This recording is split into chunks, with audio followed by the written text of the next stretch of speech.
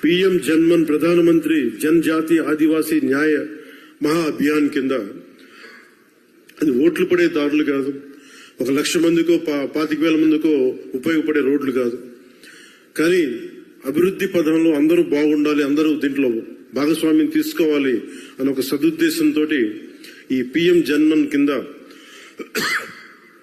ప్రధానమంత్రి గారు దగ్గర నుంచి పీఎం జన్మన్ పథకం కింద కేంద్ర ప్రభుత్వం నుంచి 550 కోట్ల రూపాయలు మనకు వస్తే 50 కోట్ల రూపాయలు మన ఆంధ్రప్రదేశ్ నుంచి, నరేగా నుంచి దాదాపు 500 కోట్ల రూపాయలతోటి ఈ రోజున అడవి తల్లి బాటని స్వాతంత్రం వచ్చినప్పటి నుంచి కూడా రహదారులు వేయని గ్రామాలకి ఈ రోజున డోలీ మోతలతోటి ఇబ్బందులు పడుతున్న ఆ పరిస్థితిని తొలగిస్తూ రవాణా లేని ఏజెన్సీ గ్రామాలని రోడ్లతో కలుపుతున్నాం.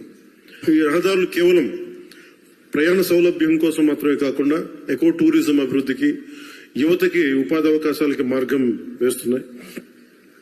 ప్రకృతి సౌందర్యాన్ని కాపాడుతూ నిర్మించిన ఈ మార్గాలు మన రాష్ట్ర అభివృద్ధికి గర్వకారణంగా నిలుస్తున్నాయి. ప్రాజెక్టులు పర్యావరణ సమతుల్యతకు భంగం కలగకుండా ముందుకు సాగేందుకు అటవీ అనుమతులతోనే అత్యంత జాగ్రత్తతో ప్రణాళికలు రూపొందిస్తూ కొనసాగిస్తున్నాం. మోదీ